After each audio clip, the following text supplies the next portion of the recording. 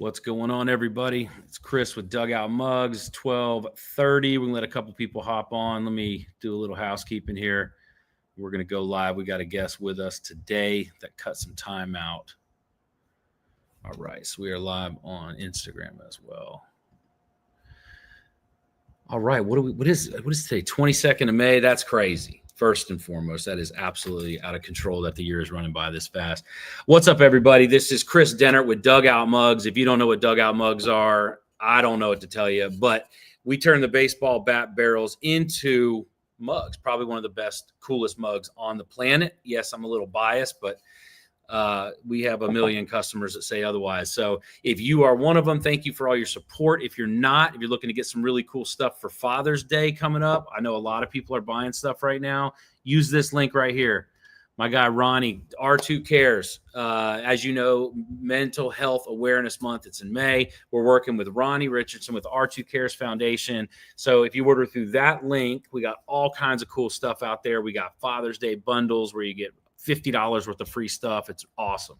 But if you order through that link, we're taking a big chunk of that and we're sending it straight to Ronnie. So I'm going to leave that running up there for now. But we got a guest. I don't want to keep him waiting. Todd Tomczyk. I had to make sure I pronounced his last name correctly. He is with the Pittsburgh Pirates. He is the director of sports medicine over there, but he does a ton of other things. And I'm going to bring him on right now, and we're going to just touch on some stuff. If you got questions and comments, throw them in over here on the right-hand side. We'll grab them as we go. It can be baseball questions. It can be mental health questions. It could be tips and tricks on what you can do at home, or you have a young player that's maybe dealing with some stuff. That's what these are all about. We're trying to bring good people to our audience, so I'm going to do that right now. What's up, Tom? How you doing, man? Or Todd? You got me mixed up with this Todd Tom thing. It's with the last name. My bad. That a lot of people do. My dad's name is Tom. My brother's name's Tom. So that's not a uncommon mistake. But your dad's name is Tom Tomczyk. Oh man, that's got to be That caught up to him a couple times. I love it. Probably will catch us up again. No worries. Awesome. Well, let me bring on Ronnie. I know he's running and gunning right now. Let me see. There he is. You're mobile. What's up, my man? How are you doing? Yeah, man, I'm doing good. How are you guys doing today? Good, well, we're doing pretty good, man. We're gonna jump in this chat, but I saw you hop in here. It looks like you're mobile, and I know you're trying to keep everybody quiet in the car. So I just wanted to, give you a shout out. R2 Cares. I know you're coming from an interview already for that, and you're also in town. I know Ray Lewis has a thing going on this weekend. You're going to be at. Yes, sir. Some good folks are going to be in town here. Yep. So I hope to see you over there, man. Yeah, I just want to stop in and say hello. I am traveling. Tom, Ted, Todd, Tom, thank you again for jumping on and messing everybody talking to us. Jonathan Grau, Mental Health, Team Up, Mental Fitness. Thank you, guys. Yep, absolutely. All right, man. Well, listen, we're going to jump into it, buddy. I'll talk to you soon, okay? All right, see you. All right. So do a quick little intro. What do you got going on? Obviously you're with the Pirates, but that's just who you're with. Tell me what you're doing over there. Yeah, we're in it again. Thanks again for having me on. As you said, the year's going by so fast. We start this journey preparation really when the last season ends, but really starts picking up in mid-January. Spend 6 weeks in spring training in Bradenton and your home state there in Florida. Yep. But we're almost 50 games in, not only up here at the big leagues, but we also have other affiliates in the minor leagues that we care for as well. So we're in the grind, and we have a long way to go. Yeah. Okay. So we'll talk a little bit of baseball. What do you think of the season? I mean, obviously it's not what everybody had hoped for up in Pittsburgh. I got friends in Pittsburgh. I got friends on the team. What's going on? It's not yet, but it's a long season. We still have 100 games played. We're going to get some guys healthy, which falls under my team's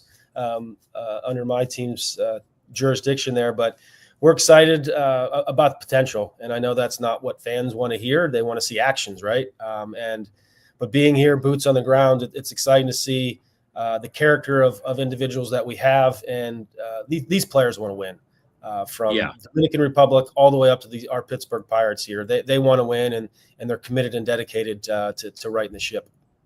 Well, I mean, let's talk about that because you said, you got getting some guys healthy. I mean, if the whole topic of what we're talking about here is mental health awareness, like talk about the mental fortitude you have to either have. I know you got one guy that just went through surgery. I'll let you talk about it because I'm not going to misspeak. Who's out for the season, and then others that are on the IL right now. I mean, what does it take mentally to deal with that? It's a unique sport. It really is. The fortitude, the longevity of baseball itself. It's the longest season of the four major sports, and they all have their challenges. But as I previously mentioned, we start our journey. These players start our journey with physicals in early February, and championship teams they go through October, early November. So to show up every single day with a clean slate and the mindset to execute the things that they need to execute.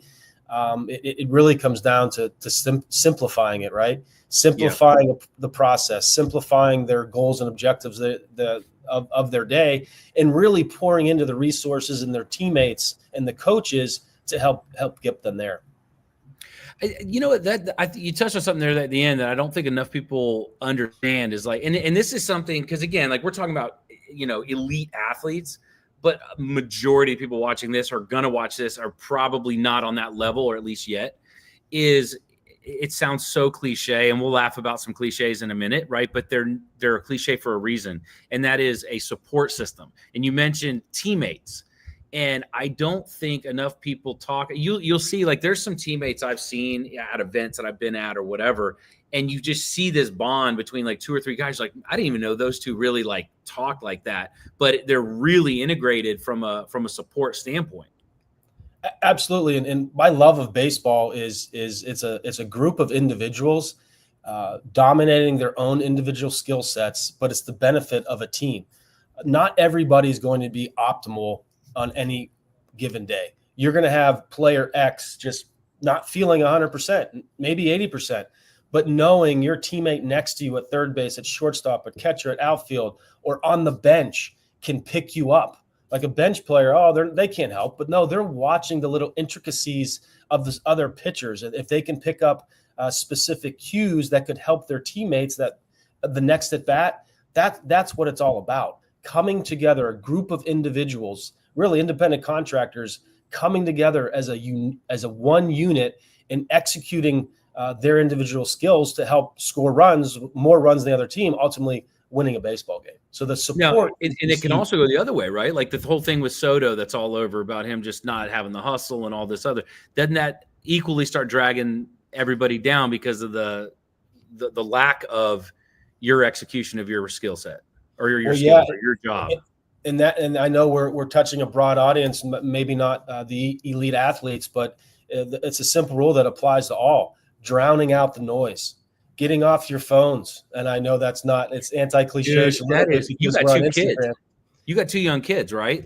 Yes, I have two young kids, bro. They don't even own phones because now maybe that's a little, over the top, but man, that is a big problem. And I think, and again, everybody, again, I sound like a broken record, right? But talk about that for a second. I'm gonna start putting you on the spot and give me the best answers you can. But these are real things that real people can try to implement and understand the negative impact of anything from social media or just constantly being distracted or not. We talked about Paul Skeens earlier, right? Some of the simple commitment things he's doing, but that couldn't be done if you're constantly distracted.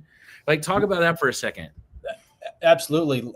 Ironically, yes, these guys are independent contractors and they're promoting their own brands, and they like to unplug from social media any and all to drown out the external noise. And you can't do it alone. You need a team of teams. You need support. You need to be okay saying you're not okay. Talk about a cliche and say, I need help. I can't unplug from my phone. It's just driving me bonkers. How do we do it? And that not only our teammates, but the resources that the organization and that the team provide, that's available for all, really, from mental skills coaches to employee assistant program directors, just to tap into the little nuances from certified athletic trainers to physical therapists. Sometimes you just need an ear.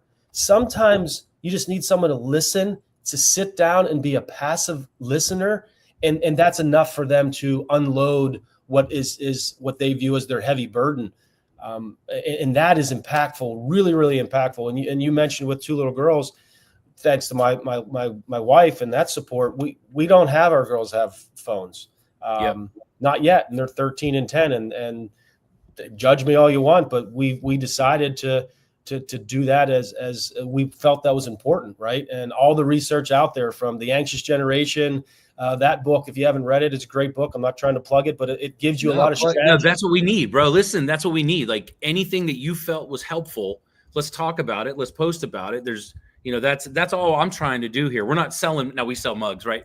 But what we're trying to do here is put good information out there because there's a lot of bad information out there, a lot of negativity out there, and that's not helping anybody. No. It's called The Anxious Generation. All right, I'm gonna throw it in the post. Keep going. Yeah, it's The Anxious Generation. You mentioned Paul Skeens, and look, the talent is once in a generational. But what makes Paul and I'm honored and blessed to show up in the venue that I do I get to do this every single day, and it's a really cool job. And I get to interact with elite individuals, and such as yourself and Ron, and Jonathan.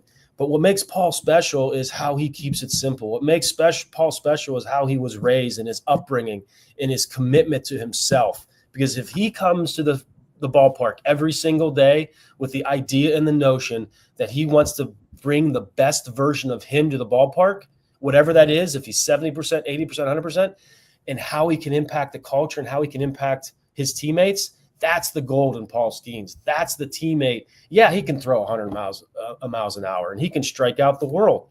But what makes him unique to others is he brings the best version of himself, regardless of what he's got going on. And we all have stuff, right?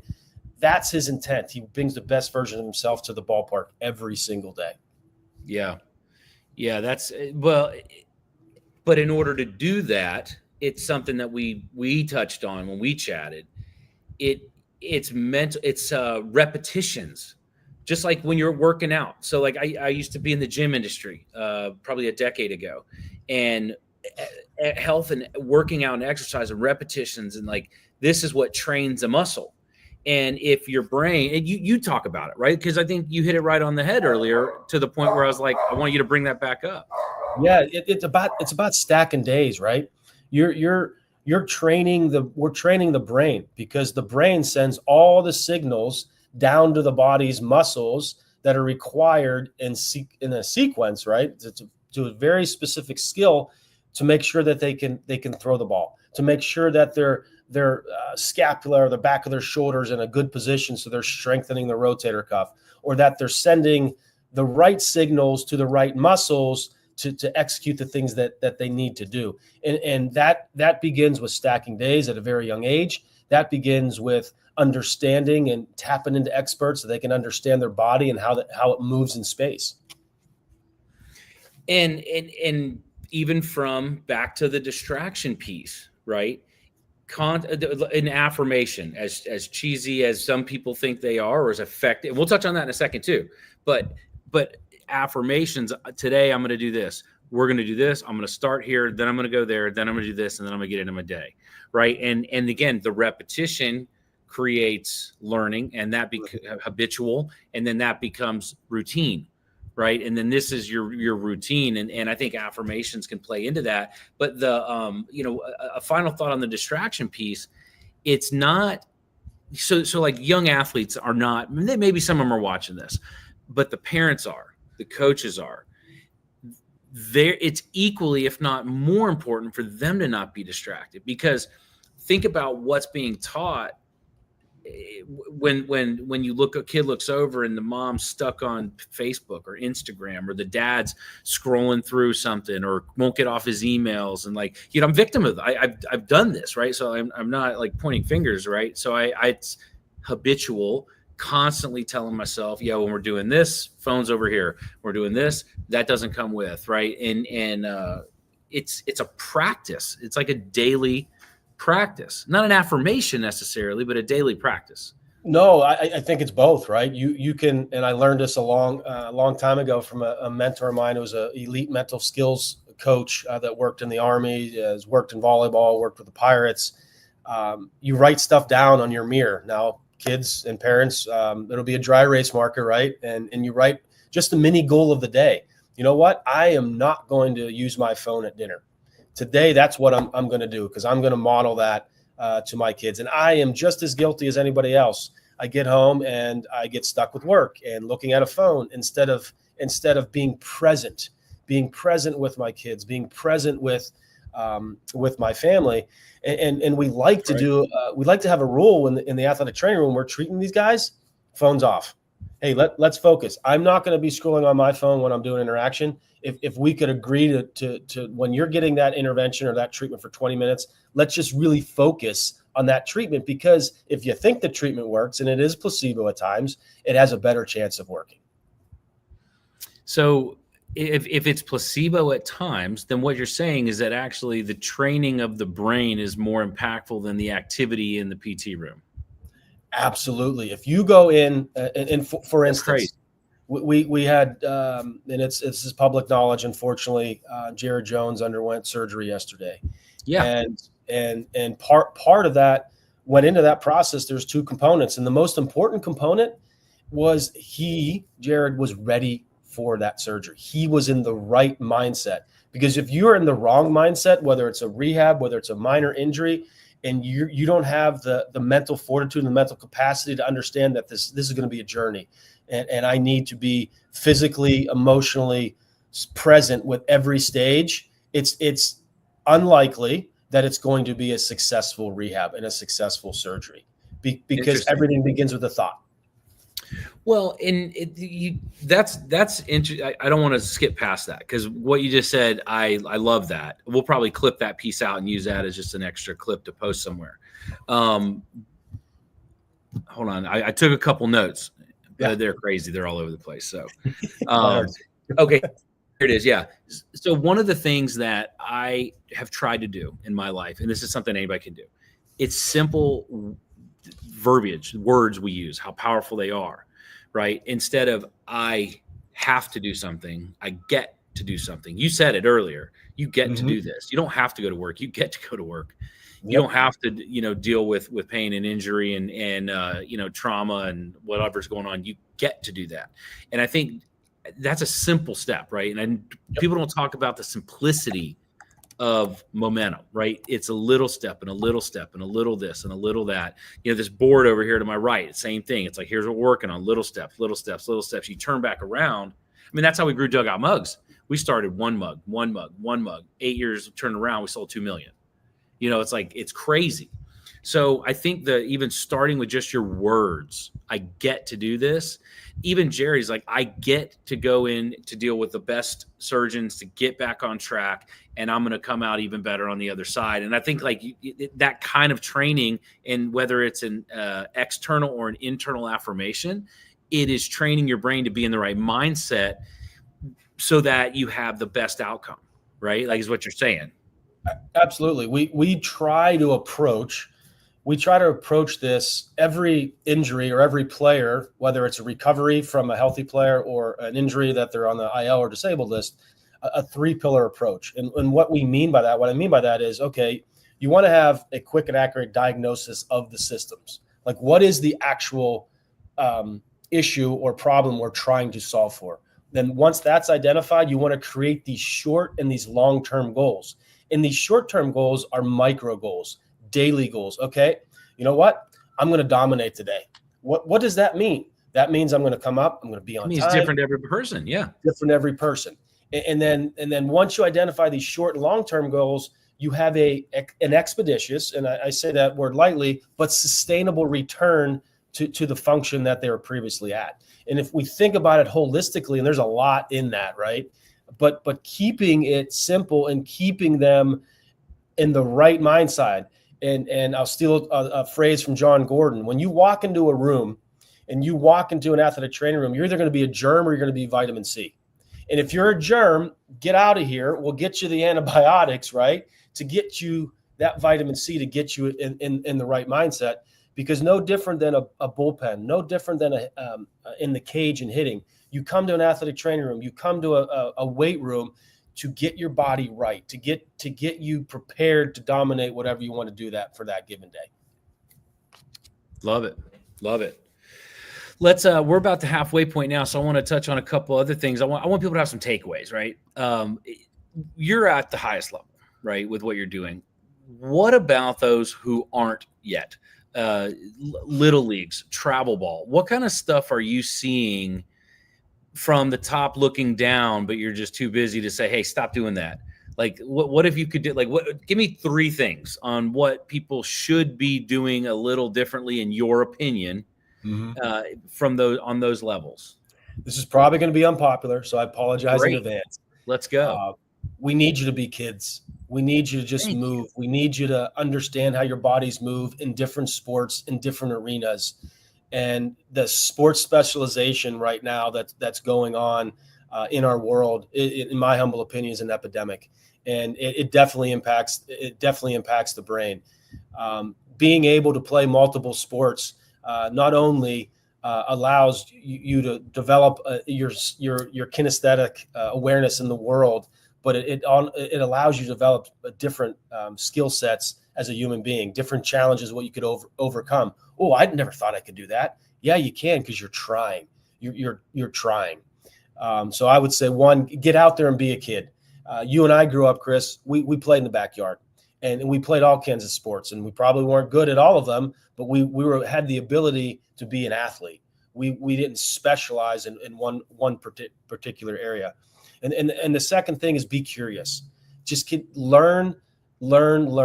Ask questions. You've heard me mention Paul. What makes him another asset and trait that he has, he's always asking questions. No, he's not tinkering. There's a difference, but he's always curious and asking questions that could help him really refine his skills. So be curious. Ask your parents. Ask your friends. And I think that the third thing is just be brave.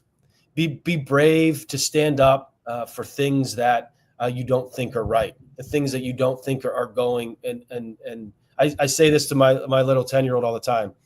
Be brave, be bold, and her name's Emmy Lou. And I say, be Emmy Lou and dominate your day every day. And I don't think she has any idea what I'm saying. But we want her to develop that confidence. Yeah. Just be you.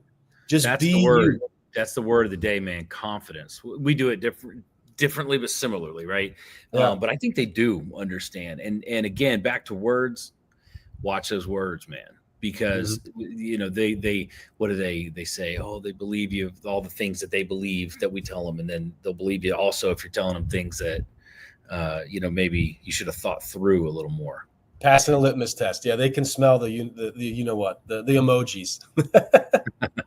I love it. Talk about sleep. Because I know, and again, like everybody watching this, God, I hope everybody watching this sleeps every night, but some may not, but that's a whole nother podcast. But we'll talk about the how insanely valuable sleep is. And I am the number one worst person to be talking about it, because I am a couple kids, couple companies, always busy, always this, always that, watching late games. Like, it's crazy. So I'm a hypocrite, but I'm getting better, right? Constantly getting better. That's all we can do every day. Talk about sleep. Yeah, I share those hypocrisies, if you must. Sleep is just as important as the blood-brain barrier and the gut and brain health, right? And it's not so much just the hours of sleep, it's the quality of sleep. And no, I'm not suggesting everybody goes out and buys a Whoop band or a ring or some type of biometric tracking device. I think you can do that with awareness. And I've learned this from the many sleep experts that I've had the opportunity to be exposed to, and simple things of what you're putting in your body to refuel and fuel, and the timing and how much of it, and how you're sleeping, from the temperature to, you don't need a cool mat or a sleep mattress, but maybe open your windows and sleeping at a certain temperature, and the side of the bed you're sleeping on. When you travel, make sure that if you're a sleep or night owl or morning lark, that if you're a night owl, you know what, sleep in a little bit and sleep on the certain height of the hotel if you can, where the sun's not coming up, and having it within a dark space. So sleep is so important, but there's a lot that goes into that, and fueling and refueling your systems, including if you're having an adult beverage at night, and that's okay. But for kids, if you're having a sugary drink close to your bedtime, that's probably not ideal. And the timing of when you're on your screen, when you're on your device. Yes, all the devices have blue screen blockout in our glasses, and that helps. But putting your phone aside if that's possible, putting it down in a different room so you're not distracted by your phone when you're waking up or when you're trying to sleep. Yeah, that's one of the things I started doing is just plugging in a whole other room. I agree. Yeah. What about so again? There's a lot going on nationally, politically, everything with the food and the quality of the food and the things, and like whether you support it or not. I mean, I don't know how you could possibly not support better food getting into our children. Like whatever. Again, another conversation, but no question. What are some of the things that, because you get the snack mom for the team and whatever, what are the things that you should not be giving these kids if you're talking about trying to achieve even peak performance at a lower level? Yeah, the sugars and the additives and the preservatives that are in all of our food. It's, if you're doing soccer, the soccer moms and having the oranges at halftime, right? Like that's good, right? But the not all the time. Every once in a while, the halftime donuts or just that straight spike in sugar, and there's a lot of research out there that it just doesn't sit well in your gut. And yes, your kiddos will be sleeping, but they'll be tossing and turning, and they won't be getting the quality of sleep that they actually need, and even how they're stimulated right up and before bed. Now, if they're outside playing and being kids and riding their bikes right before they go to bed, that's different. That takes the time too.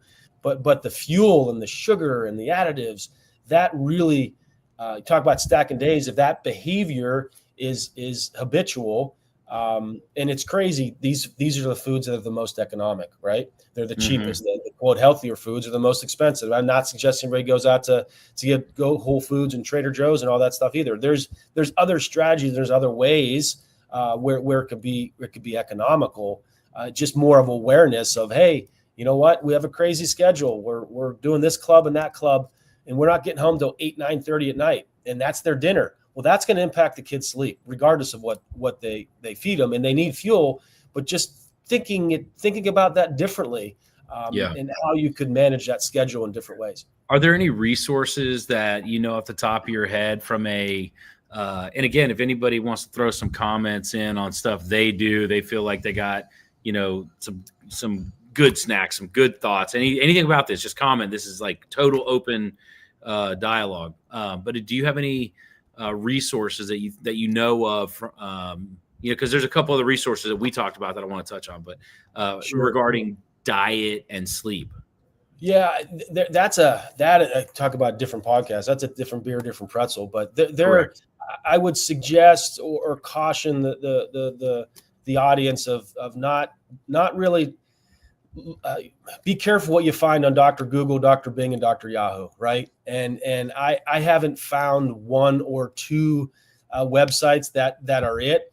I believe that when you talk to your primary care physician, when you talk to your PCP or your pediatrician, look at where they're sending their athletes to, and tap into local athletic trainers, local strength coaches that I'm sure some of these listeners' kiddos are going to right now, because they have the up-to-date knowledge, like the NSCA, that's the National Strength and Conditioning Association. They have a great resource on how you can train, from the safety features of creatine, right? Again, different podcasts, but creatine to weightlifting, and they have other resources that fans and the audience can tap into that can help educate them. Solid. Well, all of this feeds back. So, let's zoom back out for a second. So what we're doing, anybody who's just hopping in, because I see people coming in and out, we're working with R2 Cares, R2cares.org. If you have, let me pull it up right here. we're working with them. dugoutmugs.com/R2cares. Anything you order, we're kicking some stuff back to the charity. Definitely do that going into Father's Day. As y'all know, we got some awesome stuff. But we're talking all about mental health awareness, and all of this feeds into it. So a month and a half ago, 2 months ago, when Ronnie and I had our first conversation, it was about the negative connotations with mental health, right? So if it's like you're working on your physical health, oh, good for you, you're at the gym, or if you're working on your spiritual health, good for you, you're going back to church, or whatever it is. But when you talk about mental health, it's like, oh man, they're broken, right? But I feel like catching some of this stuff ahead of time, eating better, sleeping better, less distractions, less addictions with the phones, and it's hearing it over and over, it all is going to improve your chances. You're still going to deal with it. We're all still going to deal with it. It's going to improve your chances of having the mental strength and fortitude to push through it, fight through it, and then have the confidence and security to ask for help, right? All of this stuff, I go without sleep for one night and see how insane you are the next day. And then you pound 2 or 3 coffees, or you pulled it all night, or you're yelling at everybody, you're zoning out at a stoplight. Like, you just don't work right. Ask any mother who has had kids in that first 3 to 6 months when you just, oh my God, bless their heart. By the way, bless their hearts. Yeah, shout out to all the moms out there. But it's like that, right? So all of this stuff directly impacts your mental well-being, I guess is the best way to say it.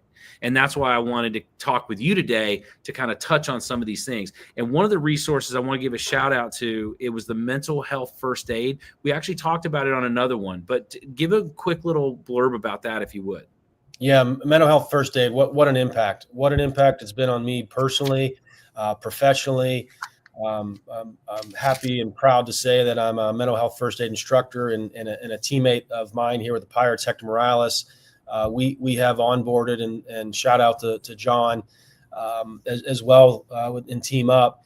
We've been able to onboard and educate over 140 Pirate teammates in our organization to help them become mental health first aiders.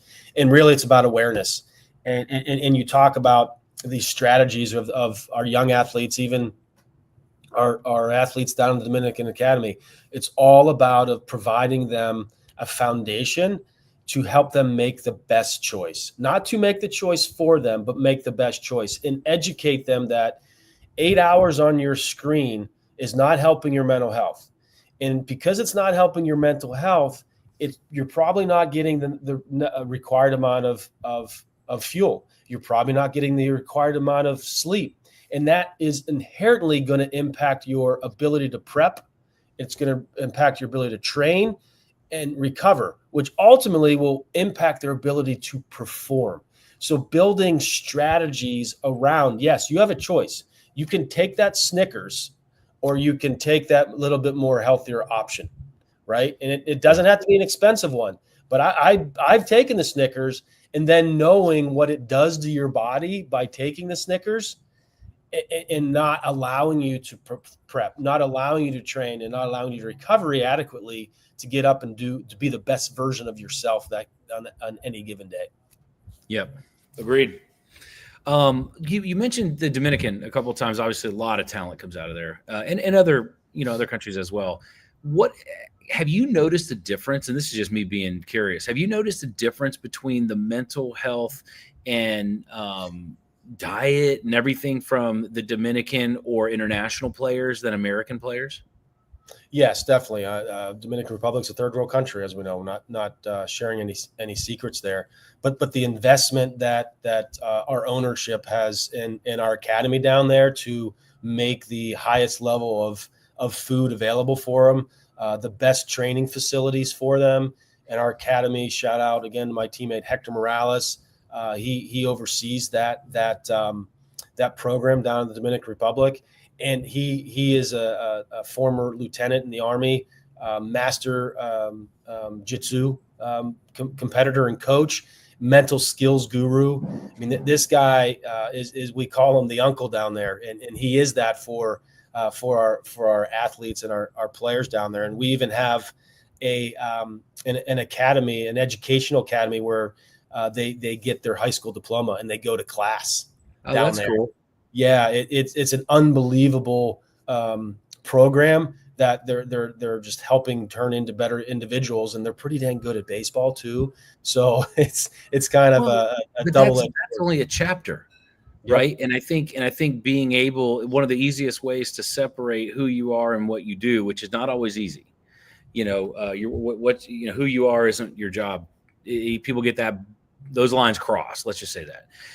But to have these other skill sets and things developed, I think is a pretty important piece, because we've seen players. You just talked about Jared, the season-ending surgery yesterday. If all he was a baseball player, right? But he's still Jared, right? And I think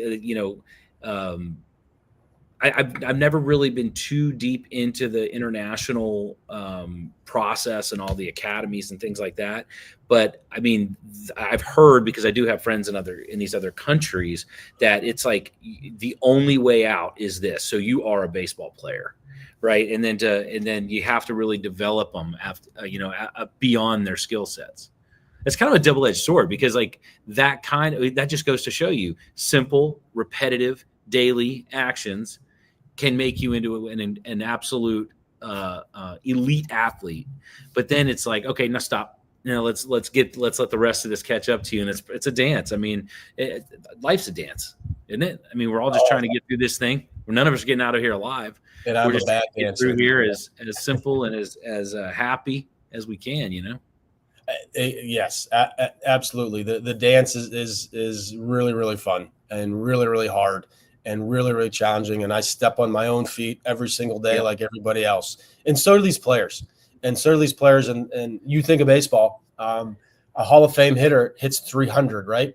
That's 30% success rate in the real world. That's failing in the real world by any other metric, from school to successful business. But these guys fail every single day. But they get at it.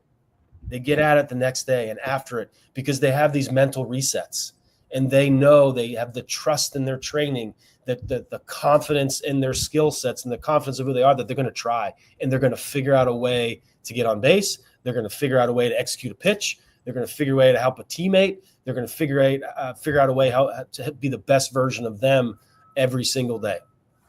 And it's not always the same formula. That's what we're talking about, whether it's the affirmations or whether it's the any of the things we touched on, right? You have to find, and again, like we talked about Paul, right? Be curious, be a little more, so as we step away, we got like a minute and a half.